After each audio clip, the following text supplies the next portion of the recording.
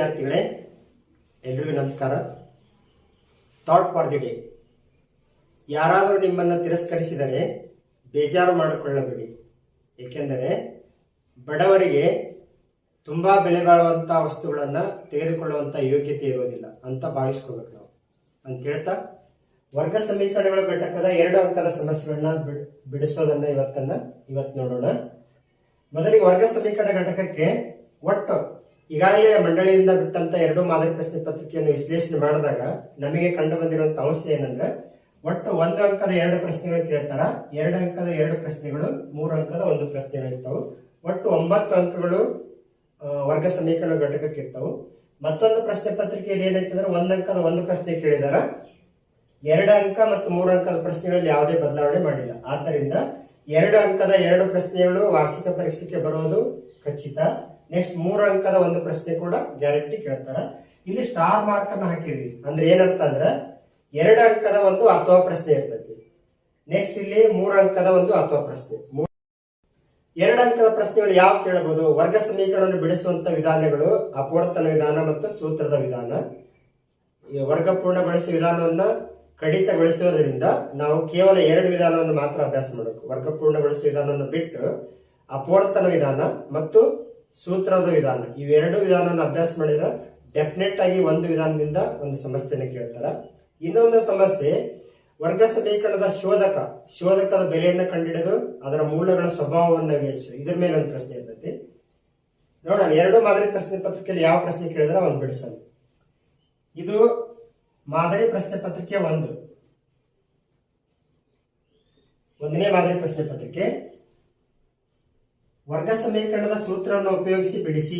x² - 3x + 1 = 0. ಇದನ್ನ ನಾವು ಸೂತ್ರದ ವಿಧಾನದಿಂದ ಬಿಡಿಸ್ಬೇಕು. ಈಗ ಮೊದಲಿಗೆ ಕೊಟ್ಟಿರುವ ವರ್ಗ ಸಮೀಕರಣದ ಆದರ್ಶ ರೂಪದಾಗ ಐತೋ ಇಲ್ಲ ಅನ್ನೋದನ್ನ ಪರೀಕ್ಷೆ ಮಾಡಬೇಕು. ಆದರ್ಶ ರೂಪ ಅಂದ್ರೆ ಏನು? ax² + bx + c = 0. ಎಲ್ಲಾ ಪದಗಳು ಎಡಗಡೆ ಅದಾವ ಇಲ್ಲೋ ಮತ್ತು ಘಾತಾಂಕಗಳು ಎಣಿಕೆ ಕ್ರಮದಾಗ ಅದಾವ ಇಲ್ಲೋ ನೋಡ್ಬೇಕು. ಈ ತರ ಬರೆದ್ರೆ ಆದರ್ಶ ರೂಪ ಅಂತ ಕರಿತೀವಿ. ax² + bx + c = 0 ಇದು ವರ್ಗ ಸಮೀಕರಣದ ಆದರ್ಶ ರೂಪ. ಫಸ್ಟ್ ಸ್ಟೆಪ್ ಇದು. ಕೊಟ್ಟಿರುವ ವರ್ಗ ಸಮೀಕರಣ ಕೆಲವೊಂದ್ಸರಿ ಏನ್ ಮಾಡಿರ್ತಾರೆ, x² - 3x ಈ ಕಡೆ ಕೊಟ್ಟು +1 ಆ ಕಡೆ ಅಂದ್ರೆ -1 ಕೊಟ್ಟಿರ್ತಾರೆ.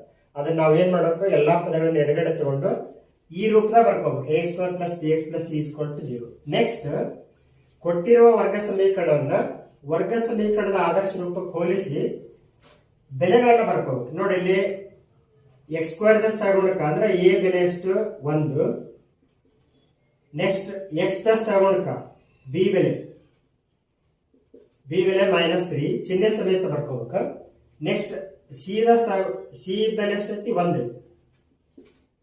ಈ ತರ ಕೊಟ್ಟಿರೋ ವರ್ಗ ಸಮೀಕರಣದ ಆದರ್ಶ ರೂಪಕ್ಕೆ ಹೋಲಿಸಿ x² ದ ಸಹಗುಣಕ ಅಂದ್ರೆ a ಬೆಲೆ, x ದ ಸಹಗುಣಕ ಅಂದ್ರೆ b ಬೆಲೆ, ಇಲ್ಲಿ ಸ್ಥಿರಾಂಕ ಏನೈತಲ್ಲ ಅದು ಸಿ ಬೆಲೆ ಆಗಿರ್ತೈತಿ 1. ಈ ತರ ಬರ್ಕೋಬೇಕು. ಈ ತರ ಬರೆದ್ರೆ ಅರ್ಧ ಅಂಕ ಸಿಗ್ತೈತಿ. ನೆಕ್ಸ್ಟ್ ಸೂತ್ರವನ್ನ ಬರೀಬೇಕು. x = -b ± b² - 4ac / 2a. ಈ ಸೂತ್ರದಲ್ಲಿ ಬೆಲೆಗಳನ್ನ ತುಂಬಬೇಕು. ಈ ಸೂತ್ರ ಬರೆದ್ರೆ ಅರ್ಧ ಅಂಕ. ನೆಕ್ಸ್ಟ್ ಈಗ ಮೈನಸ್ ಇದ್ದಲ್ಲಿ ಮೈನಸ್ ಬರೀಬೇಕು. ಬಿ ಇದ್ದಲ್ಲಿ ಬಿ ಬೆಲೆ -3 ಐತಿ, ಅದು ಮೈನಸ್ ಇರೋದ್ರಿಂದ ಬ್ರಾಕೆಟ್ ಒಳಗೆ ಬರೆಯೋಣ. -3 ± ಬಿ ಬೆಲೆ -3 -3 ಹೋಲ್ ಸ್ಕ್ವೇರ್ -4 ಇಂಟು ಎ ಬೆಲೆ ಎ ಇದ್ದಲ್ಲಿ 1 ತುಂಬಬೇಕು. ನೆಕ್ಸ್ಟ್ ಸಿ ಇದ್ದಲ್ಲಿ 1 ಹೋಲ್ ಡಿವೈಡೆಡ್ ಬೈ 2a ಅಂದ್ರೆ 2 ಇಂಟು ಎ ಅಂದಾಗ ಎ ಬೆಲೆ 1.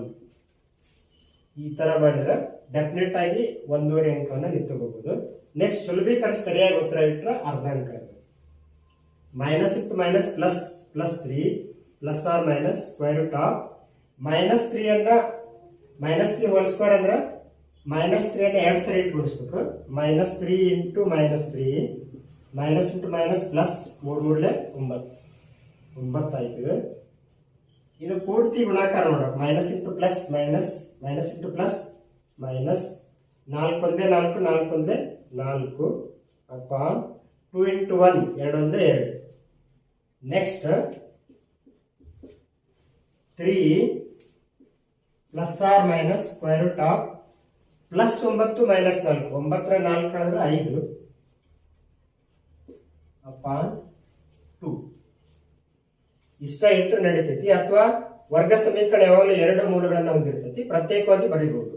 ಎಕ್ಸ್ ಇಸ್ ಈಕ್ವಲ್ ಟು ಒಮ್ಮೆ ಪ್ಲಸ್ ತಗೊಳ್ಳೋದು 3 plus square root of 5 upon 2, ಅಥವಾ ಎಕ್ಸ್ ಇಸ್ ಈಕ್ವಲ್ ಟು ಒಮ್ಮೆ ಮೈನಸ್ ತಗೊಳ್ಳೋದು 3 minus square root of 5 upon 2. ಇಷ್ಟು ಮಾಡಿದ್ರೆ ನಿಮಗೆ ಡೆಫಿನೆಟ್ ಆಗಿ 2 ಅಂಕಗಳು ಸಿಗ್ತವೆ.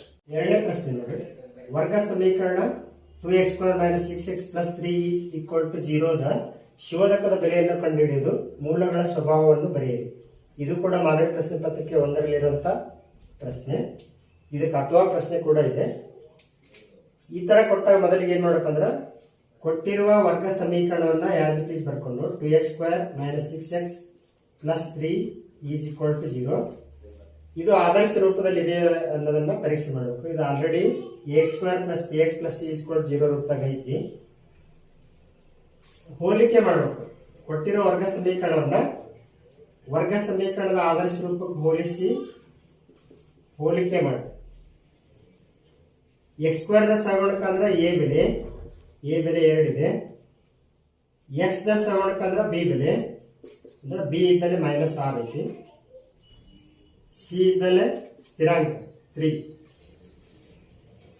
ಕೊಟ್ಟಿರೋ ವರ್ಗ ಸಮೀಕರಣವನ್ನ ವರ್ಗ ಸಮೀಕರಣದ ಆದರ್ಶ ರೂಪಕ್ಕೆ ಹೋಲಿಸಿ ಎಕ್ಸ್ ಸ್ಕ್ವೇರ್ ದ ಸಹಗುಣಕ ಅಂದ್ರೆ ಎ ಬೆಲೆಯನ್ನ ಬರ್ಕೋಬೇಕು, ಎಕ್ಸ್ ದ ಸಹಗುಣಕ ಅಂದ್ರೆ ಬಿ ಬೆಲೆಯನ್ನ ಬರ್ಕೋಬೇಕು, ನೆಕ್ಸ್ಟ್ ಸಿ ಬೆಲೆಯನ್ನ ಬರ್ಕೋಬೇಕು. ಇಷ್ಟ ತರ ಬರ್ಕೊಂಡ್ರೆ ಅರ್ಧ ಅಂಕ ಸಿಗ್ತದೆ ನಿಮಗೆ. ನೆಕ್ಸ್ಟ್ ಶೋಧಕವನ್ನ ಬರೀಬೇಕು. ಶೋಧಕ ಬಿ ಸ್ಕ್ವೇರ್ ಮೈನಸ್ 4ac. ಇವಾಗ ಬೆಲೆ ತುಂಬಿ ಈ ಶೋಧಕವನ್ನು ಬರೆದ್ರೆ ಕೂಡ ಅರ್ಧ ಅಂಕ ಇದೆ. ಬಿ ಬೆಲೆ minus 6 whole square minus 4 into A ಅಂದ್ರೆ 2, ಸಿ ಬೆಲೆ 3.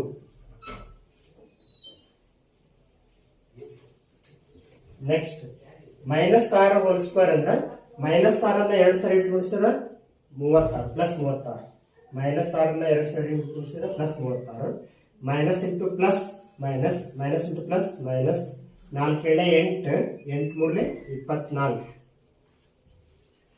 ಪ್ಲಸ್ 36 ಮೈನಸ್ 24 ಅಂದ್ರೆ ಒಂದು ಪ್ಲಸ್ ಒಂದು ಮೈನಸ್ ಇದ್ದಾಗ ಕಳಿಬೇಕು. 36 24 ಕಳೆದ್ರೆ 12. ಇಲ್ಲಿ ಶೋಧಕದ ಬೆಲೆ ಅಂದ್ರೆ ಡೆಲ್ಟಾ ಬೆಲೆ ಎಷ್ಟಾಗ್ತಂದ್ರೆ 12 ಆಯ್ತು. ಈ 12 0ಗಿಂತ ದೊಡ್ಡದು, ಗ್ರೇಟರ್ ದನ್ 0. 0ಗಿಂತ ದೊಡ್ಡದಿದ್ರೆ ಮೂಲಗಳು ವಾಸ್ತವ ಮತ್ತು ಭಿನ್ನ ಆಗಿರ್ತವೆ. ದೇರ್ಫೋರ್ ಈ ವರ್ಗ ಸಮೀಕರಣದ ಮೂಲಗಳು ವಾಸ್ತವ ಮತ್ತು ಭಿನ್ನವಾಗಿವೆ.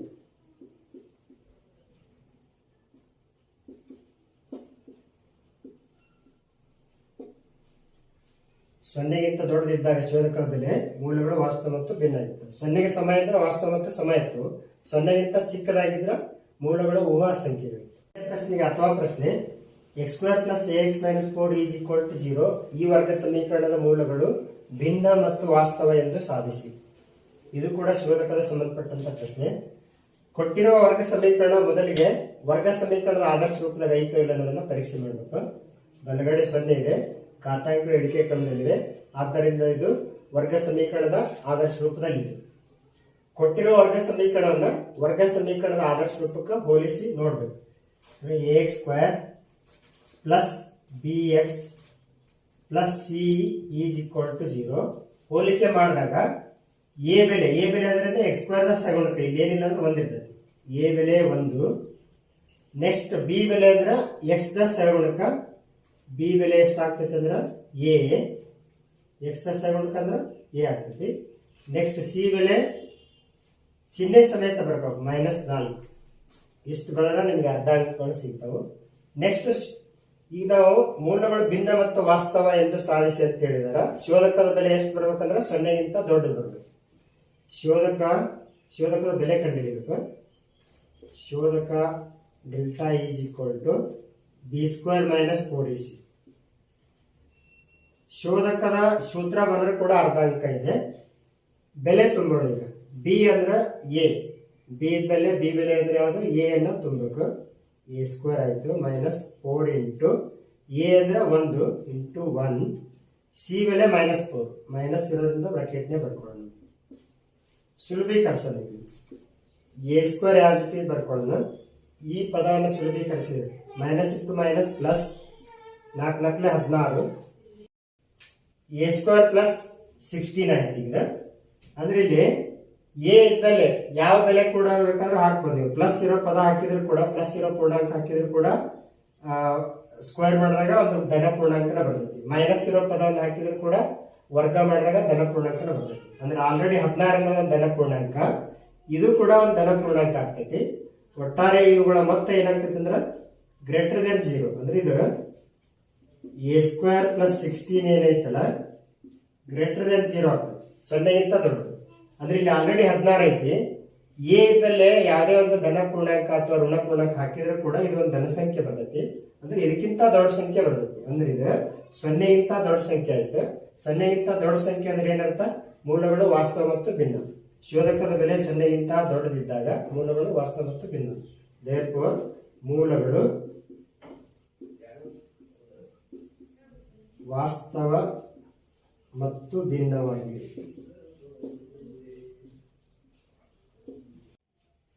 ಥರ್ಡ್ ಕ್ವಶನ್ ನೋಡ್ರಿ. ಇದು ಮಾದರಿ ಪ್ರಶ್ನೆ ಪತ್ರಿಕೆ 2ರಲ್ಲಿರುವಂತಹ ಪ್ರಶ್ನೆ. 3x² - 5x + 2 = 0 ಈ ವರ್ಗ ಸಮೀಕರಣದ ಶೋಧಕದ ಬೆಲೆಯನ್ನು ಕಂಡುಹಿಡಿಯುವುದು. ಮೂಲಗಳ ಸ್ವಭಾವವನ್ನು ಬರೆಯಿರಿ. ಕೊಟ್ಟಿರೋ ವರ್ಗ ಸಮೀಕರಣ ಆದರ್ಶ ರೂಪದಾಗ ಐತೆ ಇಲ್ಲ ಅನ್ನೋದನ್ನ ಪರೀಕ್ಷೆ ಮಾಡಬೇಕು. ಬಲಭಾಗದಲ್ಲಿ 0 ಇದೆ, ಘಾತಾಂಕ ಇಳಿಕೆ ಕ್ರಮದಾಗ ಐತಿ. ಇದು ಆದರ್ಶ ರೂಪದಲ್ಲಿ ಐತಿ. ಫಸ್ಟ್ ಸ್ಟೆಪ್ ಏನಂದ್ರ ಕೊಟ್ಟಿರೋ ವರ್ಗ ಸಮೀಕರಣದ ಆದರ್ಶ ರೂಪಕ್ಕೆ ಹೋಲಿಸ್ಬೇಕು. ಹೋಲಿಸಿ ಎ ಬೆಲೆ, ಬಿ ಬೆಲೆ, ಸಿ ಬೆಲೆಗಳನ್ನ ಬರ್ಕೋಬೇಕು. ಎ ಬೆಲೆ ಅಂದ್ರೆ x² ದ ಸಗುಣಕ 3 ಐತಿ. ಬಿ ಬೆಲೆ ಅಂದ್ರೆ x ದ ಸಗುಣಕ ಚಿಹ್ನೆ ಸಮೇತ -5, ಸಿ ಬೆಲೆ +2. ನೆಕ್ಸ್ಟ್ ಇವಾಗ ಏನ್ ನೋಡಕಂದ್ರೆ ಶೋಧಕ delta is equal to b² - 4ac. ಇಷ್ಟು ಬರೆದ್ರೆ ಅರ್ಧ ಅಂಕ ಸಿಗ್ತದೆ ನಿಮಗೆ. ನೆಕ್ಸ್ಟ್ ಶೋಧಕದ ಸೂತ್ರ ಬಂದ್ರೆ ಅರ್ಧ ಅಂಕ. ಇದರಲ್ಲಿ ಬೆಲೆಗಳನ್ನ ತುಂಬೋದು. ಬಿ ಅಂದ್ರ -5 ಬ್ರಾಕೆಟ್ ಒಳಗಡೆ -5 ಸ್ಕ್ವೇರ್ -4 ಇಂಟು ಎ ಬೆಲೆ 3 ಇಂಟು ಸಿ ಬೆಲೆ 2. ಸುಲಭೀಕರಿಸೋದು. -5 ಹೋಲ್ ಸ್ಕ್ವೇರ್ ಅಂದ್ರೆ -5 ಅನ್ನು 2 ಸರಿ ಗುಣಿಸಿದ್ರೆ +25 ಆಗ್ತದೆ. -5 ಅನ್ನು 2 ಸರಿ ಗುಣಿಸಿದ್ರೆ ಮೈನಸ್ ಇಂಟು ಪ್ಲಸ್ ಮೈನಸ್ 4 3 12 12 24 ಅಂದ್ರೆ +25 -24. 25 24 ಕಳೆದ್ರೆ 1 ಬಂತು. 1 ಅಂದ್ರೆ ಇದೇನ 0ಗಿಂತ ದೊಡ್ಡದು, ಗ್ರೇಟರ್ ದೆನ್ 0.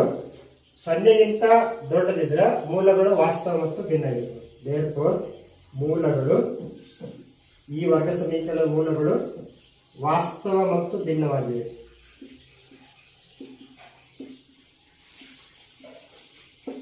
ಕ್ವಶನ್ ಮಾದರಿ ಪ್ರಶ್ನೆ ಪತ್ರಿಕೆ 2ರಲ್ಲಿರುವಂತಹ ಪ್ರಶ್ನೆ. x² - 2x + 3 = 0 ಅನ್ನು ವರ್ಗ ಸಮೀಕರಣದ ಸೂತ್ರದ ಸಹಾಯದಿಂದ ಬಿಡಿಸಿ. ಕೊಟ್ಟಿರುವ ವರ್ಗ ಸಮೀಕರಣದ ಆದರ್ಶ ರೂಪದಲ್ಲಿ ಆಲ್ರೆಡಿ ಐತಿ. ವರ್ಗ ಸಮೀಕರಣದ ಆದರ್ಶ ರೂಪಕ್ಕೆ ಹೋಲಿಸಿ ಎ ಬಿ ಸಿ ಬೆಲೆಗಳನ್ನ ಬರ್ಕೋಬೇಕು. ಎ ಬೆಲೆಯನ್ನ ಎಷ್ಟಾಗ್ತದೆ? ಎ ಬೆಲೆ ಅಂದ್ರೆ x² ದ ಸಗುಣಕ ಏನಿಲ್ಲ ಅಂದ್ರೆ 1. ನೆಕ್ಸ್ಟ್ ಬಿ ಬೆಲೆ ಅಂದ್ರೆ x ದ ಸಗುಣಕ ಚಿಹ್ನೆ ಸಮೇತ -2. ಸಿ ಬೆಲೆ ಅಂದ್ರೆ ಸ್ಥಿರಾಂಕ 3. ನೆಕ್ಸ್ಟ್ ಈಗ ಸೂತ್ರವನ್ನು ಬರ್ಕೋಬೇಕು. x is equal to -b ± √b² - 4ac whole divided by 2a minus B ಇತ್ತಲ್ಲ ಬಿ ಬೆಲೆ ತುಂಬಬೇಕು. ಮೈನಸ್ ಒಳಗೆ ಐತಿ, ಬ್ರಾಕೆಟ್ ಒಳಗೆ ಇರಬೇಕು. -2 ± √, ಬಿ ಇದ್ದಲ್ಲೇ ಬಿ ಬೆಲೆ ಅಂದ್ರೆ -2 ಹೋಲ್ ಸ್ಕ್ವೇರ್ 4 ಇಂಟು ಎ ಬೆಲೆ 1. ನೆಕ್ಸ್ಟ್ ಸಿ ಬೆಲೆ 3 ಅಪಾನ್ 2 ಇಂಟು ಎ ಬೆಲೆ ಅಷ್ಟು 1. ಈ ತರ ಬೆಲೆ ತುಂಬಬೇಕು ಅಷ್ಟು. ನಂತರ ಸುಲಭೀಕರಿಸಿ -2 plus 2 -2 plus 2 plus or minus square root of -2 ಅನ್ನ 2 ಸಾರಿ ಗುಣಿಸಿದ್ರೆ +4 ಆಗ್ತದೆ. ಎರಡನ್ನ ಎರಡು ಸರಿ ಗುಣಿಸಿ 4 minus into minus plus minus into plus minus 4 ಒಂದೇ 4 4 ಮೂರಲೆ 12 ಹೋಲ್ ಡಿವೈಡ್ ಬೈ 2 ಒಂದೇ 2. Next step 2 plus or minus square root of plus 4 minus 12 ಐತಿ. ಒಂದು ಪ್ಲಸ್ ಒಂದು ಮೈನಸ್ ಅಂತ ಕಳಿಬೇಕು. 12 4 ಕಳೆದ್ರೆ 8. ದೊಡ್ಡ ಸಂಖ್ಯೆ ಚಿಹ್ನೆ ಮೈನಸ್ ಐತಿ, ಮೈನಸ್ 8 ಅಪಾನ್ 2. ಇದನ್ನ ಒಂದು ವರ್ಗ ಸಂಖ್ಯೆ ಇನ್ನೊಂದು ವರ್ಗವಲ್ಲ ಸಂಖ್ಯೆಗಳ ಗುಂಡತ್ವವಾಗಿ ಬರ್ಕೋಬೇಕು. ಯಾವ ತರ ಬರ್ಕೊಳ್ಳೋದ್ರಿಂದ x is equal to 2 plus or minus 4 into minus 2 ಅಂತ ಬರ್ಕೋಬಹುದು ಅಪಾನ್ 2. ಇದನ್ನ ಸುಲಭೀಕರಿಸಿದ್ರೆ ಎಷ್ಟು ಬರ್ತದೆ? ಪ್ಲಸ್ ಇಂಟು ಮೈನಸ್ ಮೈನಸ್ 4 8 ಈ ತರ. ನೆಕ್ಸ್ಟ್ 2 ಪ್ಲಸ್ ಆರ್ ಮೈನಸ್ 4ರ ವರ್ಗಮೂಲ ಹೊರ ಬಂದ್ರೆ 2 ಆಯ್ತು. ಬ್ರಾಕೆಟ್ ಒಳಗೆ ಏನು ಉಳಿತು? ಸಾರಿ, ಸ್ಕ್ವೇರ್ ರೂಟ್ ಒಳಗೆ ಮೈನಸ್ 2 ಉಳಿತು ಅಪಾನ್ 2. ಇಲ್ಲಿ 2 ಕಾಮನ್ ತೆಗೆನ. 2 ಕಾಮನ್ ತೆಗೆದ್ರೆ ಇಲ್ಲಿ 1 ಉಳಿತು. ಪ್ಲಸ್ ಆರ್ ಮೈನಸ್ 2 ಹೊರ ಬಂದ್ರೆ ಇಲ್ಲಿ ಸ್ಕ್ವೇರ್ ರೂಟ್ ಆಫ್ ಮೈನಸ್ 2 ಉಳಿತು ಅಪಾನ್ 2. 2 get cancel. ಉಳಿದದ್ದೇನು? X is equal to 1 plus or minus square root of minus 2 ಇಷ್ಟ ಇಟ್ಟು ನಡೀತೈತಿ. ಅಥವಾ ನೀವು ಪ್ರತ್ಯೇಕವಾಗಿ x is equal to 1 plus square root of minus 2 x is equal to 1 minus square root of minus 2 ಈ ತರದಲ್ಲೂ ನಡೀತೈತಿ. 4ನೇ ಪ್ರಶ್ನೆಗೆ ಅಥವಾ ಪ್ರಶ್ನೆ x square plus 5x plus 6 is equal to 0 ಅಪವರ್ತಿಸುವುದರಿಂದ ಬಿಡಿಸಿ. ಇದು ಕೂಡ ಮಾದರಿ ಪ್ರಶ್ನೆ ಪತ್ರಿಕೆಯಲ್ಲಿ ಇರುವಂತ ಪ್ರಶ್ನೆ. ಈ ತರ ಕೊಟ್ಟಾಗ ಮೊದಲಿಗೆ ಏನ್ ಮಾಡ್ಬೇಕಂದ್ರ ಮೊದಲನೇ ಪದ ಕೊನೆ ಪದವನ್ನ ಗುಣಾಕಾರ ಮಾಡಬೇಕು. ಗುಣಾಕಾರ ಮಾಡಿ ಒಂದ್ ಕಡೆ ಬರ್ಕೋಬೇಕು. ಎಕ್ಸ್ ಸ್ಕ್ವೇರ್ ಇಂಟು 6 ಅಂದ್ರೆ 6x ಸ್ಕ್ವೇರ್ ಆಯ್ತು. x square plus 5x plus 6 is equal to 0. First step ಏನ್ ಮಾಡೋಕೆ? ಅಪವರ್ತನದಿಂದ ವರ್ಗ ಸಮೀಕರಣ ಬಿಡಿಸ್ಬೇಕಾದ್ರೆ ಮೊದಲನೇ ಪದ ಮತ್ತು ಕೊನೆ ಪದವನ್ನ ಗುಣಿಸಿ ಒಂದ್ ಕಡೆ ಬರ್ಕೋಬೇಕು. ನೆಕ್ಸ್ಟ್ ಯಾವ ಎರಡು ಪದಗಳನ್ನ ಗುಣಿಸಿದ್ರೆ 6x ಸ್ಕ್ವೇರ್ ಬರ್ತೈತಿ. ಇಲ್ಲಿ ಗುಣಿಸಿ ಬಂದ ಉತ್ತರ ಪ್ಲಸ್ ಐತಂದ್ರ ಸಾಧ್ಯತೆಗಳು 2 ಪ್ಲಸ್ ಪ್ಲಸ್ ಅಲ್ಲಿ ಇರ್ಬೋದು, 2 ಮೈನಸ್ ಮೈನಸ್ ಅಲ್ಲಿ ಇರ್ಬೋದು. ಮಧ್ಯದ ಪದವನ್ನ ನೋಡ್ಬೇಕು. ಪ್ಲಸ್ ಇರೋದ್ರಿಂದ 2 ಪ್ಲಸ್ ಪ್ಲಸ್ ಇರ್ತಾವ. ಅಂದ್ರೆ ಏನರ್ಥ? ಗುಣಿಸಿದ್ರ 6 ಆಗ್ಬೇಕು, ಕೂಡಿಸಿದ್ರ 5 ಆಗ್ಬೇಕು. ಅಂದ್ರ 3 ಎಳ್ಳೆ 6 3x into 2x plus into plus plus 3 ಎಳ್ಳೆ 6 x into x x square ಗುಣಿಸಿದ್ರೆ ಕರೆಕ್ಟ್ ಬಂತು. ಪ್ಲಸ್ 3x ಪ್ಲಸ್ 2x ಅಂದ್ರೆ 2 ಪ್ಲಸ್ ಪ್ಲಸ್ ಕೂಡಿಸ್ಬೇಕು. 3 2 5x ಗುಣಾಕಾರ ಮಾಡಿದ್ರೆ ಇದು ಬರ್ಬೇಕು. 2 ಕೂಡಿಸಿದ್ರೆ ಮಧ್ಯದ ಪದ ಬರಬೇಕು. ಇಷ್ಟಾದ್ಮೇಲೆ ಮೊದಲನೇ ಪದ ಆಸ್ ಇಟ್ ಇಸ್ ಬರ್ಕೋಬೇಕು ಎಕ್ಸ್ ಸ್ಕ್ವೇರ್. ಮಧ್ಯದ ಪದ ಬದಲಿ ಇವು ಎರಡು ಪದಗಳನ್ನ ಬರ್ಕೋಬೇಕು. Plus 3x plus 2x. ಇಷ್ಟಾದ್ಮೇಲೆ ಕೊನೆಯ ಪದ as it is equal to 0. ಏನ್ ಮಾಡಿದ್ವಿ? ಈ ಸ್ಟೆಪ್ ಒಳಗೆ ಮೊದಲನೇ ಪದ ಹೆಂಗೈತೆ ಅಂತ ಬರ್ಕೊಂಡಿವಿ. ಕೊನೆಯ ಪದನು ಕೂಡ ಆಸ್ ಇಟ್ ಇಸ್. ಮಧ್ಯ ಪದದ ಬದಲಿ ಇದನ್ನ ಸ್ಪ್ಲಿಟ್ ಮಾಡಿ ಬರ್ಕೊಂಡಿದ್ವಿ. ಅಂದ್ರೆ ಇವೆರಡು ಸುಲಭೀಕರಿಸಲಿಕ್ಕೆ ಇಷ್ಟ ಬರ್ತದೆ. ಇಷ್ಟಾದ್ಮೇಲೆ ಎರಡೆರಡು ಪದಗಳ ಗುಂಪು ಮಾಡಬೇಕು. ಇಲ್ಲಿ ಏನ್ ಕಾಮನ್ ಐತೆ ಅಂದ್ರೆ ಎಕ್ಸ್ ಕಾಮನ್ ಐತಿ. ಎಕ್ಸ್ ಕಾಮನ್ ತೆಗೆದ ಎಕ್ಸ್ ಅನ್ನ ಇಲ್ಲಿ 2 ಅದಾವ. ಒಂದ್ ಎಕ್ಸ್ ಹೊರಗೆ ಬಂದ್ರೆ ಒಂದ್ ಎಕ್ಸ್ ಉಳಿತು. ಇಲ್ಲಿ ಚಿಹ್ನೆ ಪ್ಲಸ್ ಇರ್ತೈತಿ. ಪ್ಲಸ್ ಯಾವ ಚಿಹ್ನೆ ಇಟ್ಕೊಳಿಸಿ ಪ್ಲಸ್ ಬರ್ತೈತಿ ಅಂದ್ರೆ plus plus into plus plus 3x ಒಳಗೆ ಎಕ್ಸ್ ಹೊರಗೆ ಬಂದ್ರೆ 3 ಉಳಿತು. ಮೂರನೇ ಪದ ಚಿಹ್ನೆ ಆಸ್ ಇಟ್ ಈಸ್ ಬರ್ಕೋಬೇಕು. ನೆಕ್ಸ್ಟ್ 2 ಮತ್ತು 6 ಎರಡರ ಮಧ್ಯೊಳಗೆ ಐತಿ. 2 ಕಾಮನ್ ತೆಗೆನ 2x ಒಳಗೆ 2 ಕಾಮನ್ ಹೊರಗೆ ಬಂದ್ರೆ ಏನ್ ಉಳಿತು? ಎಕ್ಸ್ ಉಳಿತು. ಇಲ್ಲಿ ಪ್ಲಸ್ ಚಿಹ್ನೆ ಐತಿ. ಪ್ಲಸ್ ಯಾವ ಚಿಹ್ನೆ ಇಟ್ಕೊಳಿಸಿ ಪ್ಲಸ್ ಬರ್ತದೆ. ಪ್ಲಸ್ ಉಳಿತು. ಪ್ಲಸ್ ಇಂಟು ಪ್ಲಸ್ ಪ್ಲಸ್ 2 ಎಷ್ಟೇ 6 2 3 6 ನೋಡಿ. ಎರಡು ಕಡೆ ಬ್ರಾಕೆಟ್ ಸೇಮ್ ಬರುತ್ತೆ. x plus 3 x plus 3. ಈಗ ಇಲ್ಲಿ x ಪ್ಲಸ್ 3 ಐತಿ, ಇಲ್ಲಿ x ಪ್ಲಸ್ 3 ಐತಿ. x ಪ್ಲಸ್ 3 ಕಾಮನ್ ತೆಗೆನ. x ಪ್ಲಸ್ 3 ಹೊರ ಬಂದ್ರೆ ಇಲ್ಲೇ x ಉಳಿತು. ಇದು ಹೊರ ಬಂದ್ರೆ ಇಲ್ಲಿ ಏನು ಉಳಿತು? ಪ್ಲಸ್ 2. ಈಗ ಎರಡು ಅಪವರ್ತನಗಳು ಸಿಕ್ಕು ನಮಗೆ. mn is equal to 0 ಆದಾಗ m is equal to 0 ಅಥವಾ n is equal to 0 ಅಂದ್ರೆ ಇಲ್ಲಿ x plus 3 is equal to 0 ಅಥವಾ x plus 2 is equal to 0. Plus 3 ಈ ಕಡೆ ಕಳಿಸಿದ್ರೆ ಬಲಗಡೆ ಕಳಿಸಿದ್ರೆ ಮೈನಸ್ 3 ಆಗ್ತೈತಿ. ಅಥವಾ ಪ್ಲಸ್ 2 ಬಲಗಡೆ ಕಳಿಸಿದ್ರೆ ಮೈನಸ್ 2 ಆಗ್ತೈತಿ. ಇದು ಅಪವರ್ತನದಿಂದ ವರ್ಗ ಸಮೀಕರಣ ಬಿಡಿಸೋದು. ಸಮೀಕರಣ ಬಿಡಿಸೋದಂದ್ರೆ ಚರಾಕ್ಷರಗಳ ಬೆಲೆ ಕಂಡುಹಿಡಿಯೋದಂತ ಅರ್ಥ. ಬಹಳ ಸರಳವಾಗಿ 2 ಅಂಕ ತಗೋಬಹುದು.